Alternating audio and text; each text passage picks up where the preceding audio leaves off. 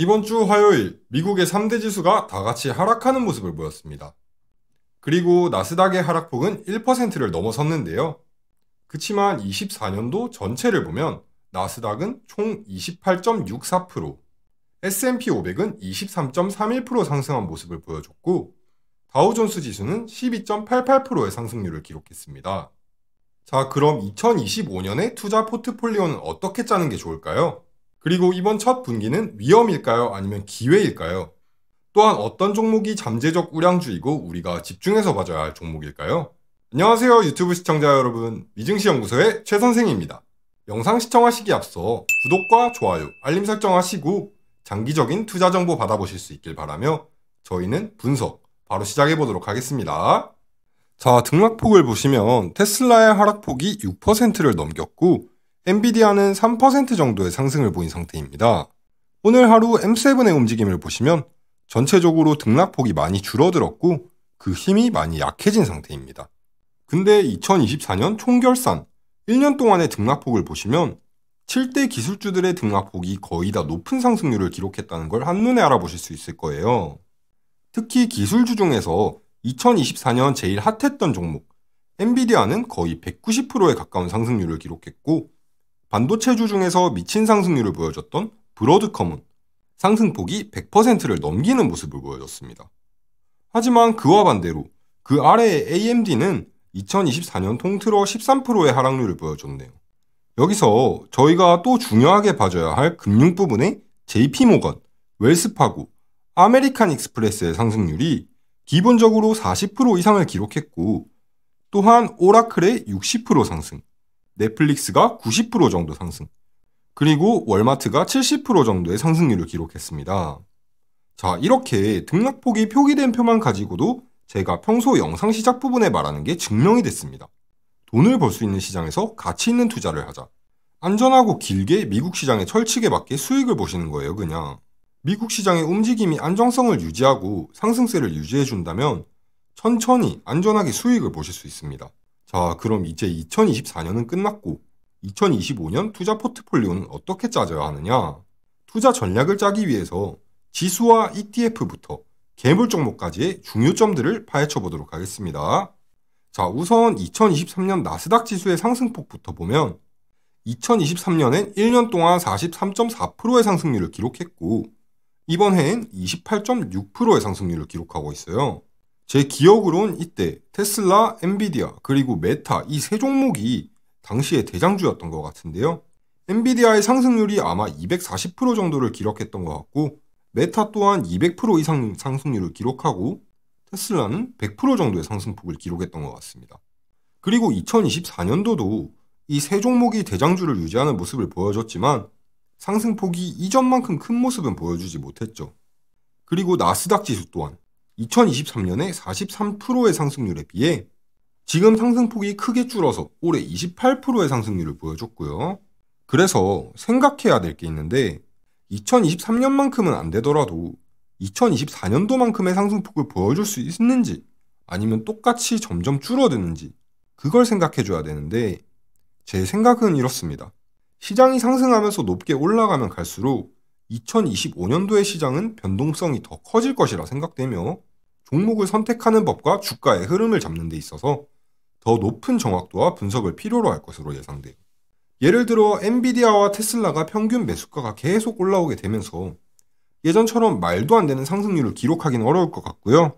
제가 가져온 이 보고서를 보시면 2022년에 대폭 하락을 겪은 이후 2023년에 테슬라와 엔비디아의 가격이 되게 낮았었잖아요. 대부분의 주가 위치가 지금처럼 이렇게 높지가 않았었어요. 그래서 2023년에 개인 투자자들의 투자액을 보시면 2023년에 테슬라가 1등을 찍고 투자 금액이 480억 달러였고 S&P 500 또한 400억 달러에 가까운 모습을 보여줬었죠. 그리고 2024년의 표를 보시면 1등이 엔비디아고 거의 300억 달러의 개인 투자자의 투자 금액을 기록했는데 2등은 확 줄어서 S&P 500이 150달러를 기록했습니다.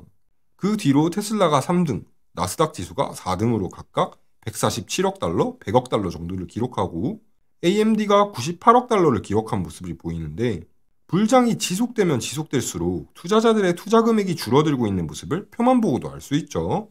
자, 그리고 이젠 매그니피센트 7, M7이 아니라 브로드컴이 1조 달러 클럽에 합류하게 되면서 BATMMAAN, 배트맨의 시대를 열게 되었습니다. 그래서 기존의 M7에서 추가된 브로드컴, 이젠 배트맨으로 불리게 되는 종목들의 움직임에 더 잠재적인 요소를 찾아내는 것이 되게 중요하게 작용할 것 같고, 그 요소를 찾아내어 흐름을 잘 타는 것이 돈을 벌 수 있는 관건이라 할 수 있겠습니다. 또한 저희가 마주해야 될 제일 가까운 이벤트, 1월 20일 트럼프의 취임 이후에 시장과 개별 종목의 득이 되는 것과 해가 되는 것을 잘 파악할 줄 아셔야 돼요. 자, 트럼프의 공약을 살펴보면 첫 번째가 세금입니다. 감세에 세금을 줄이면 뭐가 좋죠? 기업의 운영이 조금 더 쉬워지고 좋아집니다. 그리고 두 번째와 세 번째로 규제 완화와 관세가 있는데, 이 왼쪽의 두 가지 공약은 비교적 좋은 편이에요. 근데 이 관세는 미국 주식시장뿐만 아니라 전 세계의 주식시장에 엄청난 변동성을 가져다 줄 것으로 예상되기 때문에 투자를 함에 있어 그 어려움의 단계를 한층 더 올리는 공약이라고 보여요. 그래서 저희가 주의 깊게 해줘야 할 행동은 시장의 변동이 보이기 시작하면 그 흐름을 빠르게 파악하여 흐름을 따라갈 줄 알아야 되고, 그와 동시에 수익 볼 가능성이 높은 ETF와 산업 부문을 파악해줘야 돼요. 예를 들어 규제 완화의 수혜를 보는 쪽은 금융 쪽이 있고, 그리고 의료, 공업 쪽과 모두가 주시하고 있는 AI 관련주가 있겠습니다. 2025년엔 AI 산업 쪽의 부문 개념이 더 세밀해지고 더 다양해질 수도 있겠다라는 생각이 들고, AI 기술을 통하여 기업의 이익을 실현하고 실적의 상승에 있어 어떤 모습을 보여줄지가 관건이라는 생각이 듭니다. 자, 그리고 트럼프가 미국을 가상화폐의 중심지로 만들겠다고 했던 말이 있었기 때문에 비트코인, 즉 가상화폐와 관련된 주식들도 저희가 중요하게 봐줘야 될 부분입니다. 그리고 이전 영상에서도 한번 말씀드린 적 있지만 미국 주식시장의 패턴이라는 것이 존재해요. 연말에 가까워지면 고점을 형성한다. 어떤 때는 12월 중순만 돼도 고점을 형성하기도 하는데, 그 예가 이번에 나스닥 지수가 실제로 12월 중순에 고점을 형성한 뒤 계속 행보와 조정을 반복하고 있는 걸 기억해 주시면 되는데, 저희가 주의 깊게 봐줘야 할 포인트, 1월의 첫 번째 주에는 비교적 저점을 형성할 확률이 높다. 이것 또한 저번 영상에서 같이 말씀드렸을 텐데, 나스닥의 다음 변동 포인트가 이제 1월 2일이었잖아요. 사실 제가 어제 예상하기론 오늘 캔들에서 조금의 반등을 보여줄 것이라 생각했었는데 그런 일은 일어나지 않았고요. 그래도 보시면 12월 20일의 저점보다 훨씬 아래까지 떨어졌다가 지지가 되어서 그보다 높은 가격의 장을 마감한 모습을 보여줬네요. 자, 그래서 트레저 헌터로 나스닥의 세력 매집 원가를 보시면 중장기 평균 매집가는 18,480달러라 나와 있는데, 이건 되게 큰 조정이 와야 일어날 법한 일이라 할 수 있고, 단기 평균 매집가는 19,317달러라 나와 있어요. 근데 지금 현재 나스닥 지수의 한 주 가격이 19,280달러로 단기 평균 매집가보다 아래에 위치해 있기 때문에 살짝 반등할 가능성이 높다고 판단됩니다. 그리고 상대적으로 봤을 때 제 개인적인 견해로는 지금 이 상황이 기회라고 생각돼요. 또한 이 기회는 그냥 딱 봤을 땐 리스크라고 밖에 안 보이겠지만 나중에 돌이켜보면 아, 이게 기회였구나 할 수 있겠다라는 생각도 들고요. 주간 차트로 나스닥 지수를 보면 지금 현재 살짝 하락장에 들어간 모습을 보실 수 있어요. 무슨 근거로 그런 말을 하냐 하실 텐데요. 이번 주 장이 오늘 하루 남았는데도 벌써 하락 구조 1이 캔들 밑에 표시되어 있어요. 그리고 작년에 2024년 3월에서 4월 정도 이 구간을 보시면 나스닥 지수가 한 달 정도 조정을 보였는데 아래 KDJ 지표의 값이 20을 뚫고 내려갔다가 다시 20을 뚫고 올라오면서 상승한 모습을 보실 수 있고, 또 여기 7월에서 8월 한 달간의 조정에서도 마찬가지로 J값이 20을 뚫고 내려갔다가 다시 올라오는 모습을 보이면서 나스닥 지수도 상승하는 모습을 보여줬었습니다. 자, 그래서 제가 여러분들에게 말씀드리고 싶은 건 조정이 온다면 무조건 이번 첫 분기에 올 것 같다는 거예요. 하락장이 왔을 땐 뭐 미래가 안 보인다, 시장의 미래가 어둡다 이런 말들이 많이 나올 텐데, 근데 그런 건 다 기회를 잡기 위한 빌드업이라고 생각해 주셔야 됩니다. 왜냐? 방금 보셨던 두 구간처럼 조정을 어느 정도 받아야 기회가 온다고 할 수 있어요. 하락하는 게 마냥 하락하는 것이 아니라 리스크를 배출하는 것이라 좋게 생각해 주시면 되겠습니다. 자, 그래서 불장에서의 가장 좋은 진입점은 이 중기적인 조정을 받을 때라 생각해 주시면 됩니다.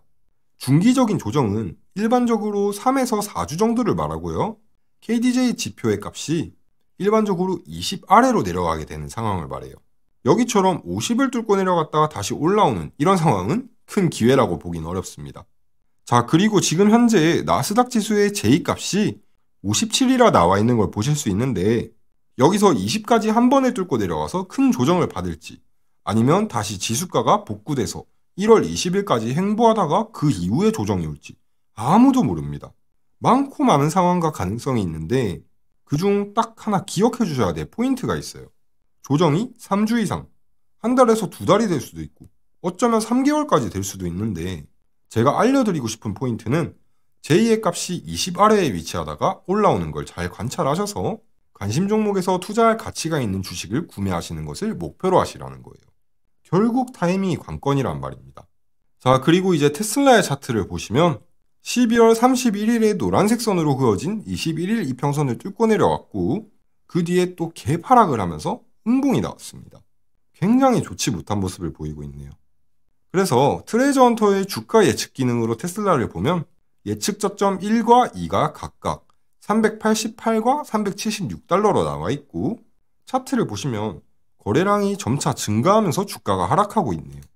굉장히 많은 복합적인 요소들이 얽혀서 하락하고 있는 것 같은데 어떻게 보면 기회라고 볼 수 있겠지만 당장 지금 생각하시고 매수하시기보다는 상황을 지켜보시면서 1월 20일 이후에 나오는 재무제표, 4분기 실적 발표와 트럼프의 취임 이후에 미치게 되는 영향도 생각해줘야 되기 때문에 큰 시장의 움직임과 결합해서 봐주시는 거 추천드리고요. 또 차트 프로그램 내부 지표, 태극 지표를 켜서 보면 상승 구조 7의 캔들이 노란색으로 표시되면서 리스크가 있다고 나와 있습니다.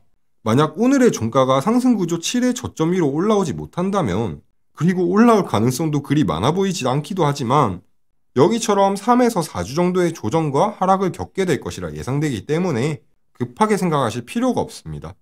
자, 아까도 말씀드렸듯이 시장의 움직임을 보고 전략을 짜주셔야 돼요. 또 이제 화면을 보시면 월간, 주간, 일간 차트를 다 깔아놓고 트렌드킹으로 본 차트와의 대비가 보이실 텐데요. 제일 위에 월간 차트를 보시면 상승세가 지속되고 있다고 다 빨간색 캔들로 표시되어 있는 모습이 보이실 테고 주간 차트로 봤을 때 또한 월간 차트와 마찬가지로 상승을 보이며 빨간색 캔들로 표시되어 있습니다. 그치만 일간 차트에서는 초록색 캔들이 나오면서 움직임이 확실히 안 좋아진 모습을 보실 수 있어요. 그래서 제가 이걸 보여드리면서 말씀드리고 싶은 건 단기적으로 봤을 때의 테슬라는 하락장이긴 하지만 중장기적으로 봤을 때의 움직임은 아직까지 괜찮고 아직 큰 조정 단계에 온 것은 아니라는 걸 말씀드리고 싶었어요. 자, 그래서 어떤 가격에 큰 기회가 머무르고 있는지 알아보고 예측 한번 해보도록 하겠습니다. 땡스기빙데이 이후에 326달러를 시작으로 해서 최고가를 찍었던 488달러까지 피보나치 비율로 조정폭을 보면 첫 하락에 38.2% 지점까지 떨어졌다가 그 다음 19.1% 지점까지 반등, 그리고 여기서 또다시 50% 지점까지 다시 떨어지면서 조정을 보였어요. 이론상으로는 어제 반등이 됐었을 법도 한데 더 떨어져서 오늘 61.8% 지점까지 떨어졌습니다. 근데 테슬라처럼 이런 강한 상승을 보였던 종목이 강력한 지지가 형성되는 구간이 바로 38.2, 50, 61.8 이 세 구간이란 말이죠. 그래서 극한의 반등을 노려볼 만도 한데 이렇게 이론만 가질 게 아니라 실제 차트에서 장대 양봉이 나와주는 서포트가 있어야 단기적인 반등과 함께 수익 노려보실 수 있겠고요. 일시적인 주가의 지지를 받고 올라가는 게 아니라 강한 힘을 가진 양봉과 함께 지지가 돼야 제대로 된 반등이라 할 수 있겠습니다. 그리고 시장의 힘과 움직임도 받쳐줘야 되는 건 당연한 거겠죠. 자, 그와 반대로 엔비디아는 힘이 대체로 많이 빠져 있습니다. 어제 살짝 반등한 모습을 보여주긴 했지만 그게 많지 않고 트레저 헌터로 세력 매집가를 보시면 중장기 매집가가 벌써 130달러까지 떨어져 있네요. 그래서 제 생각엔 다음 주 엔비디아의 진짜 극한의 저점 매수 지점은 130달러 근처라 할 수 있을 것 같고 테슬라와 똑같이 트렌드킹을 켜고 월간, 주간, 일간 차트를 비교해보자면 월간 차트에서는 큰 문제가 없지만 주간 차트에서부터 연속 6주 동안 하락장이라 초록색 캔들로 나와 있는 모습을 보실 수 있고 일간 차트에서도 3일 연속 초록색 캔들이 나오고 있는 모습을 보실 수 있는데 엔비디아의 차트엔 캔들과 주가에 문제가 하나 있습니다. 주가의 고점도 계속 낮아지고 이렇게 고점이 계속 낮아지고 저점도 계속 낮아지고 있는데 이게 복구가 안 된다는 겁니다. 복구가 안 돼요. 떨어지면 살짝 올라오는 그런 현상이 있어야 되는데 그게 없습니다. 이거 뭐 장대 음봉이 확 나와서 다 뚫고 내려가는 것도 아니고 뭔가 애매하고 갑갑해요. 그래서 제 생각은 이렇게 계속 횡보하다가 어느 순간 일간 차트와 주간 차트에 동시에 트렌드킹에서 빨간 캔들로 불이 딱 켜지는 순간이 엔비디아의 최고 진입점이 될 것이라 생각합니다. 빨간 불이 들어오는 타이밍 제가 매 영상마다 확인해서 여러분들에게 무료로 정보 전달해 드릴 테니 구독과 좋아요, 알림 설정 부탁드리고요. 이번 영상은 여기까지입니다. 미증시연구소의 최 선생이었습니다. 감사합니다.